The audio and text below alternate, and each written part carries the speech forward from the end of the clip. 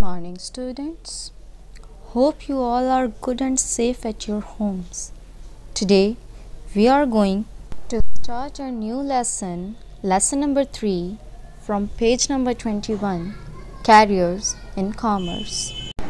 A career means you stay in the same type of work. A career can be one job or many jobs. A career is something called a career path.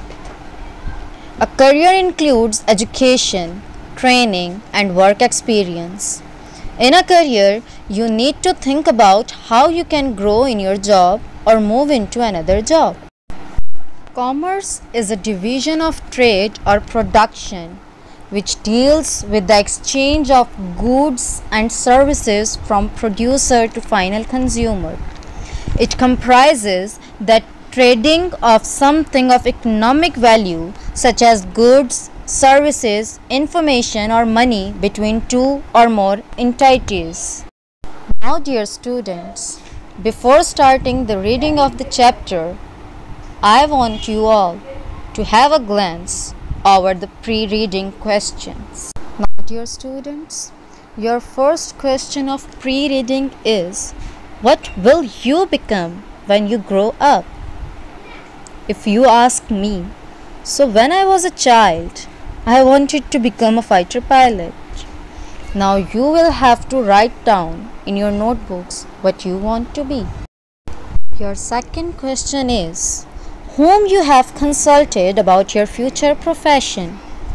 So dear students, it's very important to consult somebody whom you trust for your future profession. I consulted my parents and my teachers for my future profession. Now, you guys will have to think to whom you will consult about your future profession. Your third question is, what is career counseling?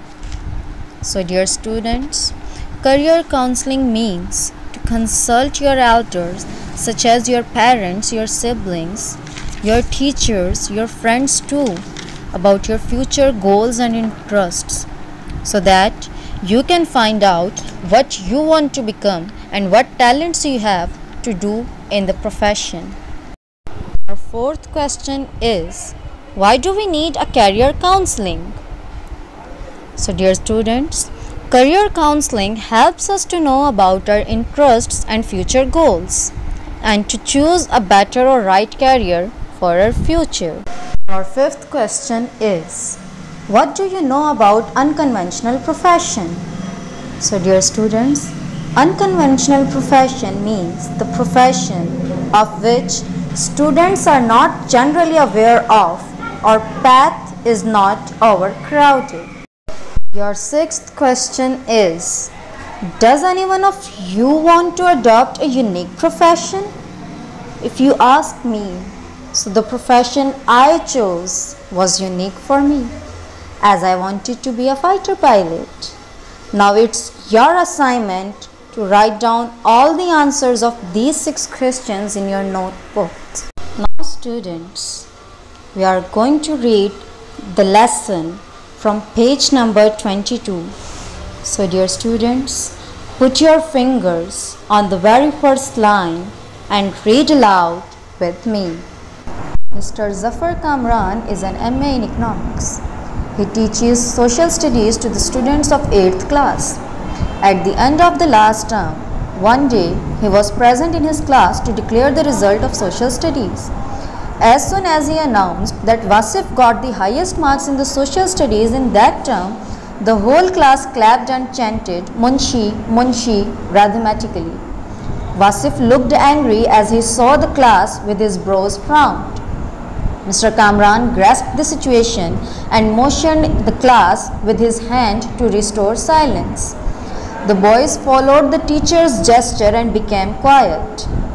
Then he asked Wasif why he looked disturbed.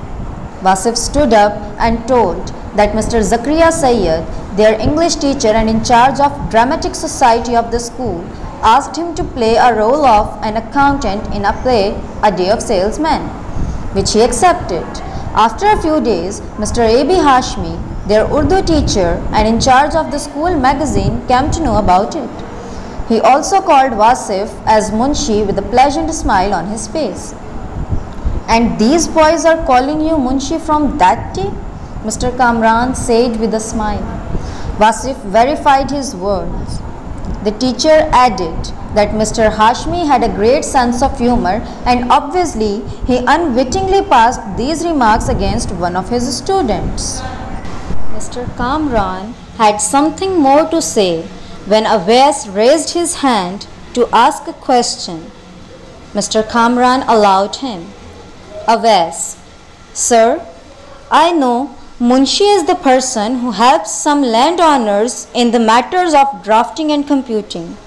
But I don't know why Sir Hashmi calls Wasif Munshi after Wasif's excellent performance as an accountant in the play. The accountant in the play was extremely different from a typical Munshi. Accountant in the play was working in the office instead of serving the landowners." Mr. Kamran: "Gladly. Good. Your observation is profound, Awais. Actually, we live in an ever-changing world. We are focusing more and more on specialization. Once a person did many jobs, but now many persons have replaced the job of that single person. In one way, it's right to say that a modern accountant has replaced the Munshi, because both manage accounts, but in another way, it's not right." Asad: "Sir, what is account?" Mr. Kamran: "Keeping records, particularly of money, is called an account. We have different accounts, like business accounts and bank accounts." Awais: "It means an accountant is the person who handles the accounts, isn't it?" Mr. Kamran: "Yes, you are right." Ahsan raises his hand. "Let me explain first. An account shows the business transaction of an individual, a group, or a company. Accounts have a particular system of debit and credit or ins and outs. On monthly or annual basis, a balance sheet is prepared to view the overall picture of assets and liabilities of a business. A bank account is a record of drawing and depositing money in a particular account by an individual or a group. It may be current or saving. Saving account is also called deposit account. And accountants not only manage these accounts, but they also advise people on how to use their assets and how to invest money." Ahsan: "Sir, it seems an accountant is very powerful person and can deceive his company easily. He should be very honest, isn't it?" Mr. Kamran: "Ahsan, good. You have raised a good point. All of us should be honest whether someone checks us or not. But we should know that an accountant is not so free. An auditor can pinpoint the errors committed by an accountant. He officially examines the business and financial records of a company." Awais: "Would you like to tell more about professions related to business or accounts?" Mr. Kamran: "Of course. Boys, let's start from the introduction of business. The activity of making, buying, selling, or supplying goods or services for money is called business. The words of commerce and trade are also used in the same sense. Business at a large scale, especially between countries, is called commerce, and such a business takes a form of an enterprise, a company, or a commercial organization. Nowadays, these commercial organizations are merging into multinational corporations to be a part of mega groups. It is very important to manage such business giants, and various types of management skills are required for this purpose." Dawood: "Sir, what does management mean in business?" Mr. Kamran: "Boys, you must know that each field of knowledge has its own terminology. The words or phrases used in a special field of knowledge or profession have their particular sense. Usually, the word management is spoken to express the act of controlling a business or similar organization. You may have heard business management. hotel management, human resource management, retail management, etc. Similarly, business administration, finance, marketing, and advertising are more important fields of a business world. The universities offer bachelor's and master's degrees in these programs. Adil: Sir, which subjects are important to join any of these fields? Mr. Kamran: You must focus on your English, mathematics, and economics, and should try to be well versed in communication, current affairs, and business news. Awais: How far is the know-how of computer important for these fields?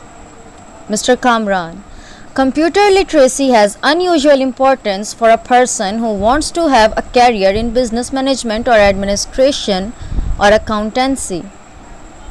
You may train yourself for your future careers with the help of the internet. Asad: Sir, human resource management (HRM) seems different from other types of management because other fields are concerned with material resources or finance. Please tell us something about it. Mr. Kamran: HRM is comparatively a new trend that shows people are the most valuable assets of an organization and it can earn more or go ahead with a better contribution of their personnel. Ahsan: Sir, I think good management is impossible without a firm belief in honesty and integrity. We can manage ourselves and our business in a better way if we regard our time, skill, and resources as blessing of Allah.